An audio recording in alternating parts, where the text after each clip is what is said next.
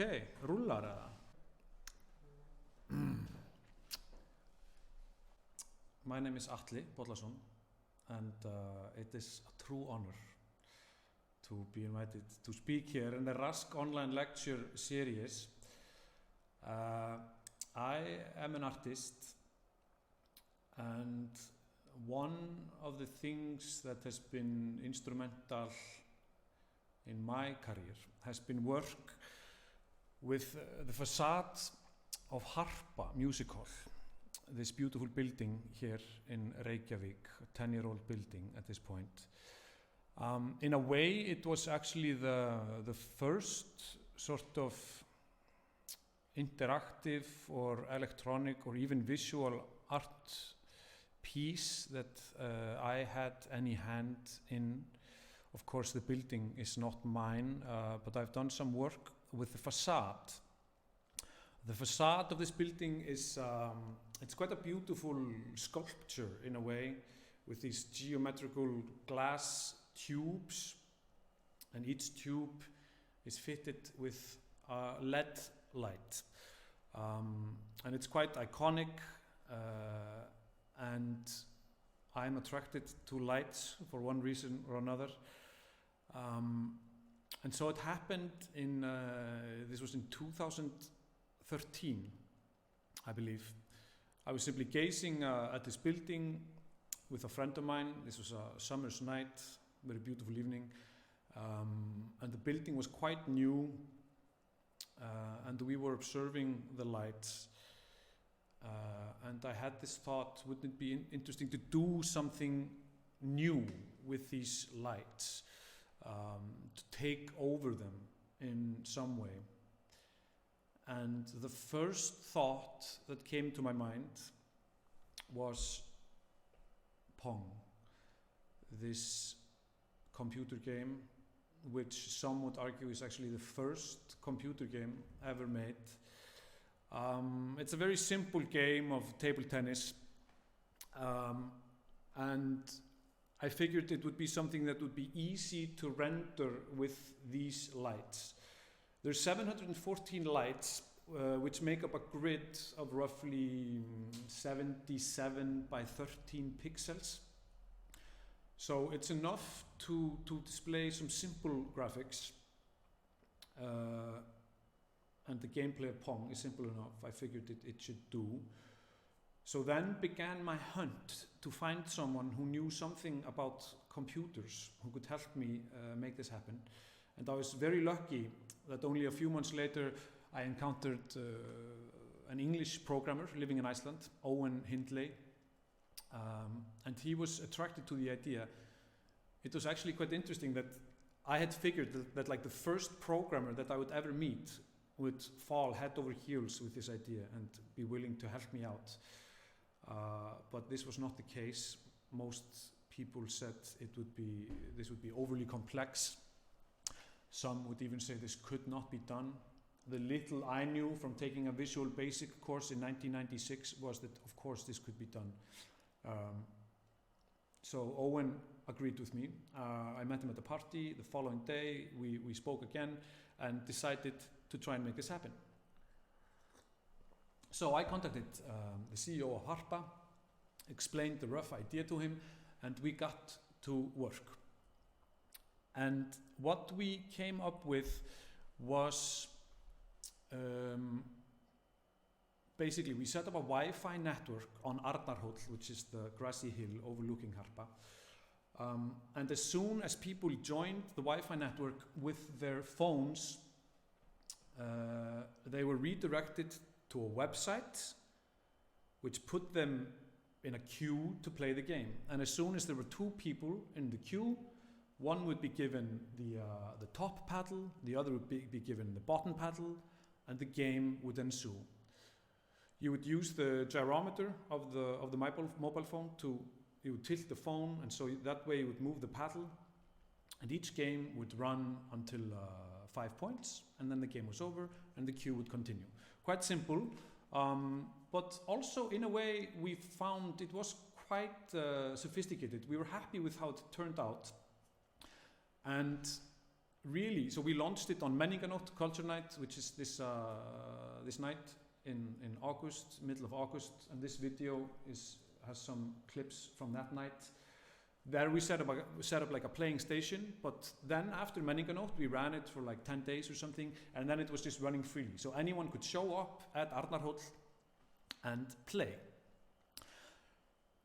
And the thing that struck me quite early on was that when people took control of the lights and of the building in this way, it really made an impression on them. You could really like feel quite a lot of joy and awe even from people, just from the simple action of tilting your phone and watching the paddle move really struck people.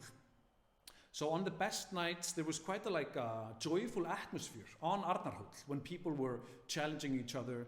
There was also a fun element of, because it was just a queue that paired the next two in queue, it could make for surprising matches. So strangers would suddenly be competing. You would show up there with 3 of your friends or 2 of your friends, and then as the queue went on, you would be paired with different strangers, and this created quite a almost festive atmosphere. And this really stuck with me because there was something because we're used to modern architecture to being quite big, and in a way it's maybe unapproachable. It's monumental in a way that you and I are not, because we are small and our lives are short. But these buildings are huge, and maybe they exist for hundreds of years. So there was something about this, the dialogue between me, small me, who has very little impact on the world, or that way we feel, and these huge buildings which represent a lot of money, a lot of prestige, a lot of power, really. And suddenly, just with this small action, we could influence it. We could have some part of it. And of course, literally speaking, a building like Harpa is, this is a public building. This is owned by the city, this is owned by the state. So by extension, this is owned by the citizens. And I think this, sort of upon realizing this, I think it really deepened the concept for me. It deepened the work we were doing, and set us upon a journey that in a way is still going on. To backtrack maybe slightly, Pong, it was the first thing that came to me really, but it was something about the simplicity of the graphics, but also the simplicity of the gameplay, and it's something that anyone knows how to do and anyone can do. And in that sense, it just speaks to sort of a long tradition of games and play in public spaces, be that chessboards or simply just sports, goals set up, or baskets to play basketball, or ping pong tables, which we see around many cities in the world. This was a sort of digital ping pong table. And there was something also there in Harpa, of course, is, again, it's a public building, but it's also a space where you attend ticketed events, which are often outside the means of the inhabitants of the city. So there was something about giving Harpa this extra public role, really, making it playful again. Also because the connotations of the building are that it is quite serious somehow. It hosts serious events. Again, it costs a lot of money. I think a lot of people have even conflicting feelings about this building, especially as it was when it was younger. I think it's more agreed upon today. But there was something about sort of making it so approachable. So it was giving people a part of it. It was giving people influence over this huge monumental thing. It was giving them play And as I delved sort of more into this idea of playing, I started thinking about the Situationist International. The Situationist International was a group of artists, like avant-garde artists and revolutionaries, intellectuals, all over Europe, but particularly they had a profound influence in Paris or in France. And they were quite obsessed actually with the city, with the possibilities of the urban landscape. And I keep coming back to a text actually that I find is really quite profound and very inspirational. It's called Formulary for a New Urbanism, and it was written by Gilles Yven, which was a pseudonym for Ivan Chechklov, which I believe was a Ukraine artist, intellectual, who wrote this at the age actually only of 19. Basically what he does in this text is that coming from the situationist thought of where all relations under mid-century capitalism have become sort of boiled down to objects instead of first-hand contact, he critiques the city as it has become. And basically he just sets out from the point of saying, like, the city is so boring. The city used to be a space for discovery. It used to be a space for like new like revelations even. But as it has become more standardized and more let's say planned around the needs of production and capitalism, it has lost that charm. And sort of coming from a Dadaist and surrealist train of thought, I just want to quote from this because it's nice. It has so many nice sentences, so many nice aphorisms about how the city is failing our imaginations. He says, "Our imaginations, haunted by the old archetypes, have remained far behind the sophistication of the machines. We, situationists, don't intend to prolong the mechanistic civilizations and frigid architecture that ultimately led to boring leisure. We propose to invent new, changeable decors. The latest technological developments would make possible the individual's unbroken contact with cosmic reality while eliminating its disagreeable aspects. Stars and rain can be seen through glass ceilings. The mobile house turns with the sun. Its sliding walls enable vegetation to invade life. Mounted on tracks, it can go down to the sea in the morning and return to the forest in the evening. The architecture of tomorrow will be a means of modifying present conceptions of time and space. It will both be a means of knowledge and a means of action. Architectural complexes will be modifiable. Their appearance will change totally or partially in accordance with the will of their inhabitants." So this is sort of a surreal view of a city of the future, where the city is not static and unchangeable, but forever new, essentially. Like he says, its appearance will change totally or partially in accordance with the will of their inhabitants. And coming sort of from there, I started to be quite interested in what's been called kinetic architecture.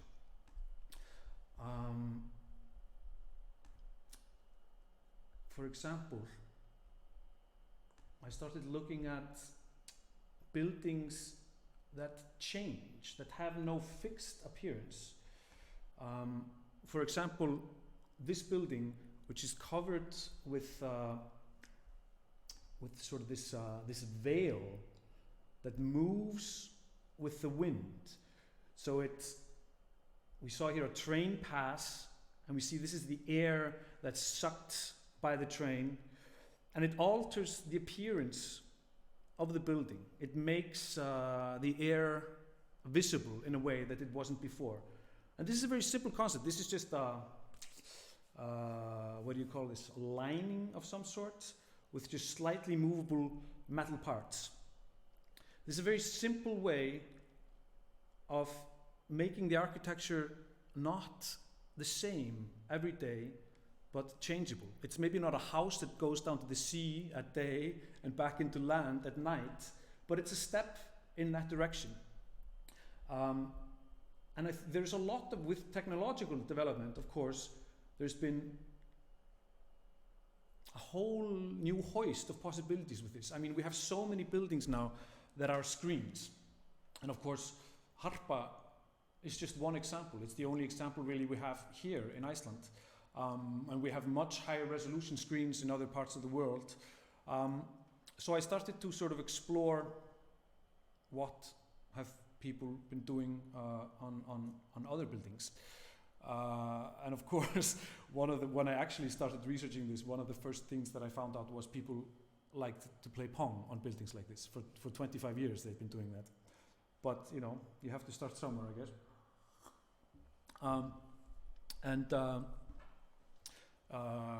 So I became enamored with this, with the possibilities.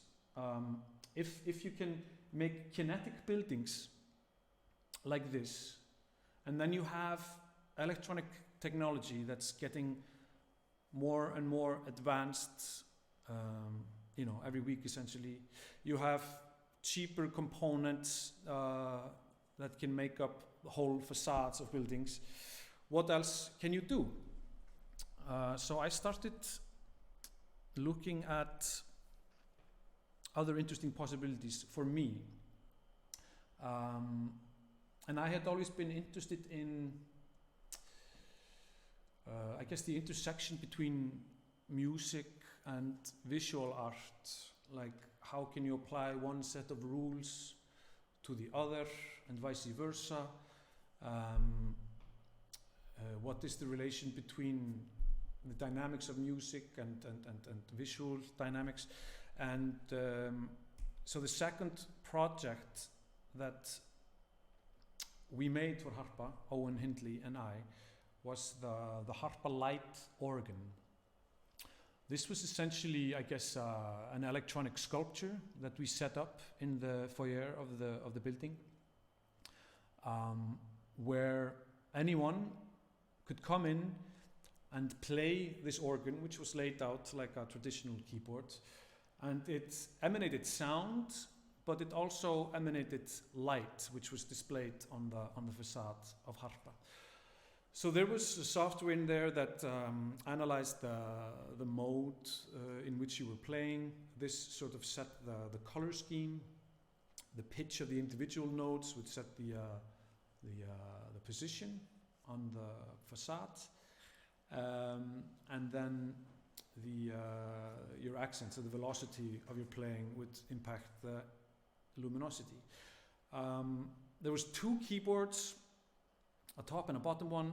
The top shot sort of like bullets of light across the screen, and the other one created like these pools of light behind the bullets. Again, this was just simply installed.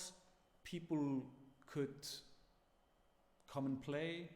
They could turn the sound on and off.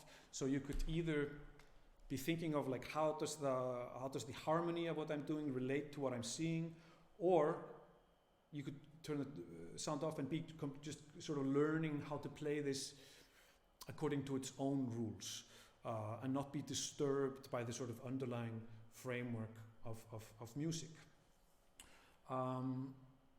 This was really fun, actually, and turned out really well.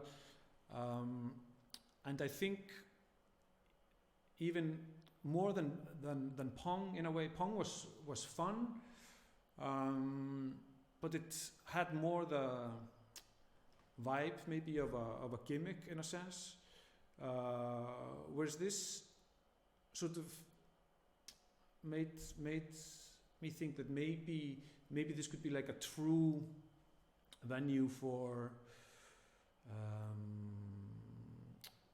expression, even, you know, for some sort of artistic expression. So starting with Harpa Light Organ, which we made in 2016, I think, we started opening the facade up more and more. And it's funny that I should say we, because I mean, it's not my facade at all, but oddly enough, I had been the only one to ever ask the building, like, hey, is there something we can do with this? And as soon as that had happened, you know, just knowing the possibilities of it and the impact of it, we sort of became the de facto custodians, maybe, of this facade in a way. And along with the city of Reykjavik and Harpa, we initiated a competition, essentially, like, hey, citizens of Reykjavik and of Iceland, like, what would you like to see done on Harpa? And keeping in sort of with this sort of almost democratic function that we had seen at work in it, we were not looking for teams who could necessarily fully execute their ideas. We were simply looking for ideas, and then the way in which it would be executed would just be sort of figured out. We had a small team ourselves, but in the end, the best idea that sort of came along and that won this competition was called was paint splatter, and it was a very literal, I guess, expression of these ideas of Harpa being this democratic canvas. It was an idea by Þórður Hans Baldursson and Halldór Eldjárn, which they themselves, having computer skills, programming skills, could execute themselves. And it was simply an interface where you could paint, but with the touch of your finger, you could choose a color, and you could just apply it to Harpa through a screen. What was really nice about it, compared to, for example, the light organ, was that many people could use it at the same time. I think it was 10 or 20 people, and they could all be drawing at the same time, sort of creating this ever-morphing collaborative image. And this was run for a week or two in February around Winter Lights Festival, and was really fun. And it became even democratic also in a way, because so all this was run through the internet. The interface was on the internet, so it was liable to be hacked, and eventually it was hacked. So there were somebody, you know, had cracked the software and was using paint splatter almost like a billboard. And I've always really been attracted to the idea of repurposing billboards, which of course are just venues for advertising, as a more political surface or an artistic surface even. And I had found some inspiration in how Ryoji Ikeda took over Times Square. There's the test pattern. There was something about this repurposing of these commercial spaces as just purely almost like formalistic or poetic or political spaces that I found quite alluring.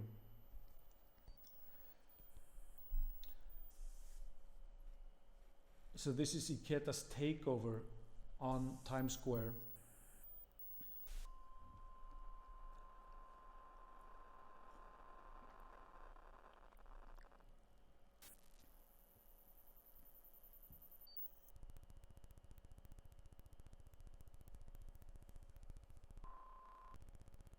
It's pretty sick and disorienting stuff, and I think it's also nice how it speaks to the sort of situationist thinking about the city, is that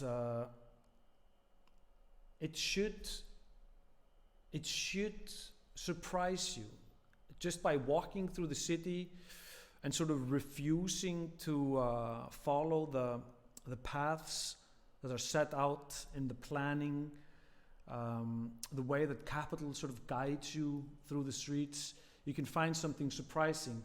And I think it's really something that electronic artists that have the means via all these screens and the sort of kinetic function of today's buildings is to explore, like, how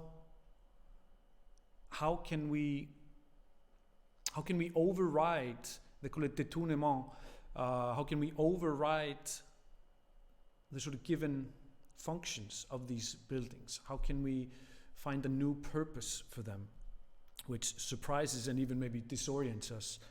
And I'm thinking for whoever was present at this particular performance, it must have been quite disorienting. Also because this is, of course, laced with typical Ryoji Ikeda sine tones. So that's when I encountered this. Definitely, that was an inspiration. Moving on, as if this is super structured. Yeah, the paint splatter, it was hacked. Yeah, the billboards, that's where we were. So it was really quite liberating to hand the facade over to someone else, see what they would do, and this became sort of the beginning of a group of like-minded artists called NAVA, Nordic Audiovisual Artists. Basically, it came about that the Sonar Festival was happening in Reykjavik, and it was happening in Harpa, so we decided to restage Pong and the light organ while the festival was happening. But we also invited some visual artists, some animation artists and interactive artists to make stuff for the facade as well. And a lot of that was actually audio reactive. And that opened up sort of a yet new perspective on what we were doing, in that, the festival could hold, 4,000 or 5,000 people. And most people, of course, downtown were not attending the festival. So there was something about seeing the facade as almost like an interface between inside and outside, interpreting what was going on inside via the lights to give those outside a sense of what was happening inside. And it was very, very different, because the designs that come with the building, which are by Ólafur Eliasson, who is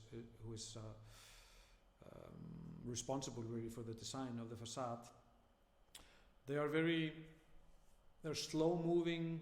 They have like a borealic quality. They feel like northern lights or waves or something like this. So both in the movement and in the color space. And as soon as we fed the techno of Sonar through these visualizers, it gave the whole building a very, very different feel, because it was like pumping quite rhythmically, and you could really sense through the lights that something different was going on. And I thought that was really nice. To just give people an idea, just passers, people who are passing by, what's going on in there. And this has been done to great effect elsewhere. I mean, there are arenas that will cue sports arenas that will cue the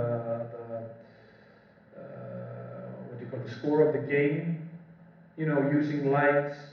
There's a lot of examples, of course, sort of demonstrating the weather. There's a nice one in Texas, I believe, where actually the lights of the building they don't just tell you what temperature it is, it tells you the deviation from the average temperature for that day, for example.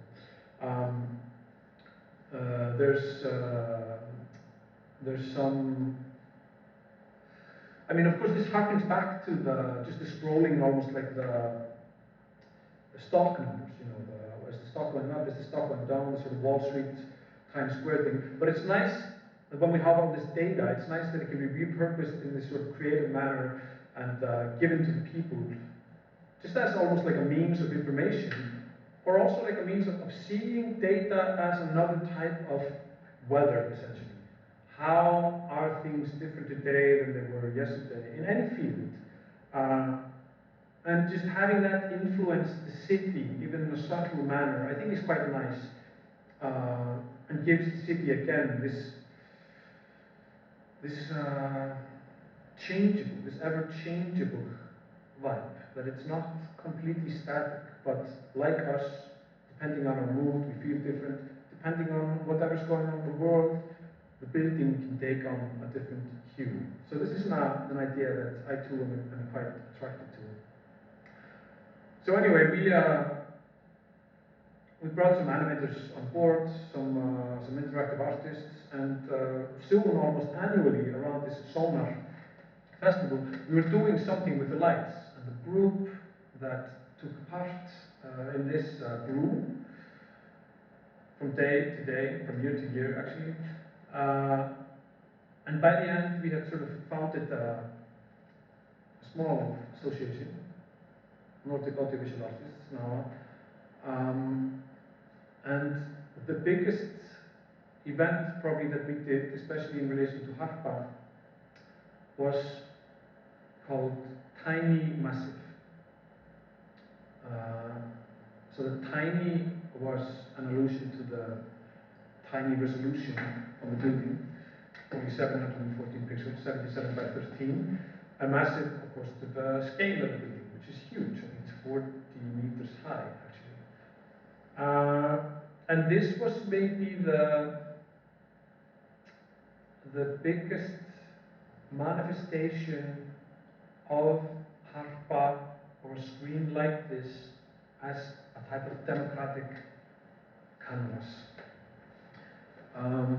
We put a lot of work into creating very, very accessible creator kits for Touch Designer, for After Effects, even a processing one, if I remember correctly. And we made it as accessible as we possibly could.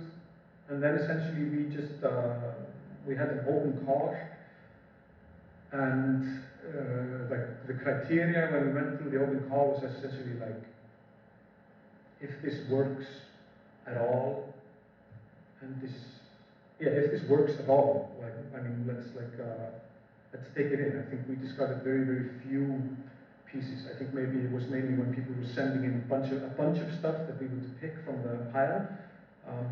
But otherwise, we just wanted to explore the breadth of what could be done.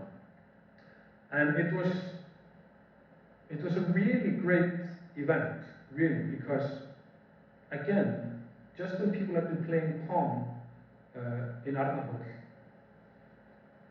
it was just something about having access to something so big, so monumental, and so visible by anyone.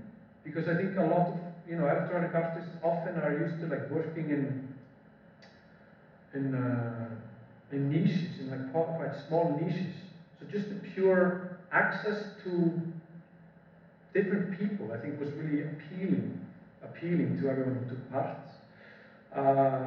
So in the end, what we did was we had, I think, 60 pieces from all over the world that we screened essentially on the building over a few days.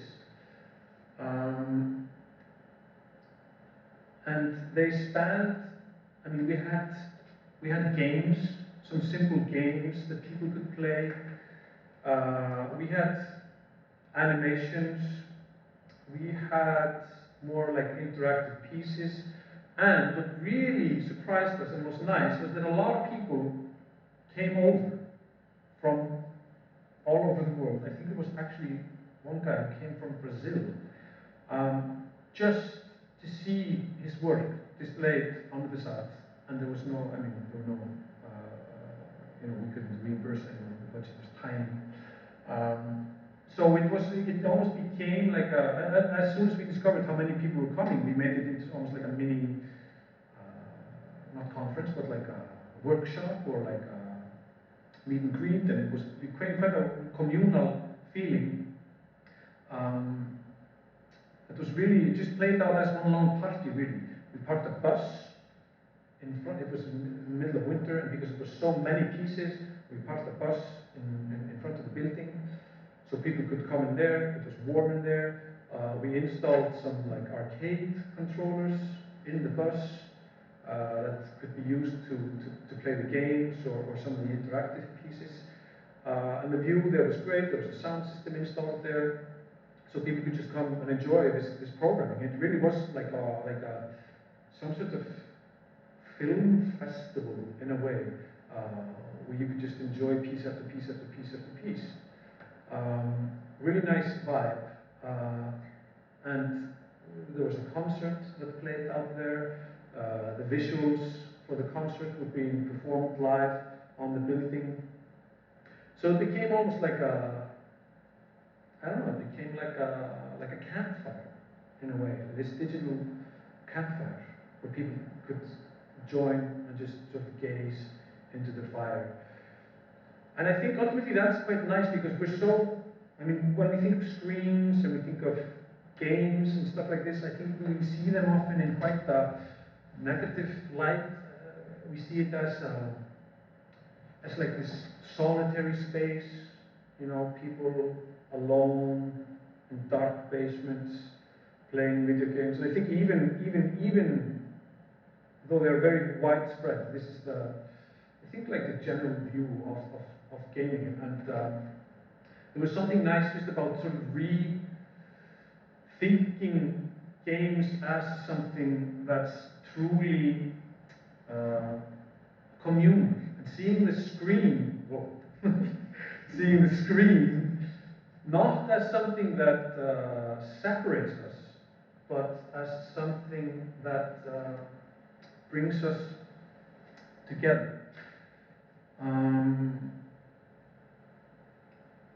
And maybe that's really something when we are creating interactive artwork for public spaces. Maybe that's what we should be thinking about primarily. Like, how can we create unique, disruptive experiences that have the effect of bringing us together in awe, but maybe also in contemplation. Yeah. How's that maybe for a final note? Thank you for joining me here in Helsinki, everyone. Yeah, some thoughts on Harpa and public art. Yeah, get coding, guys.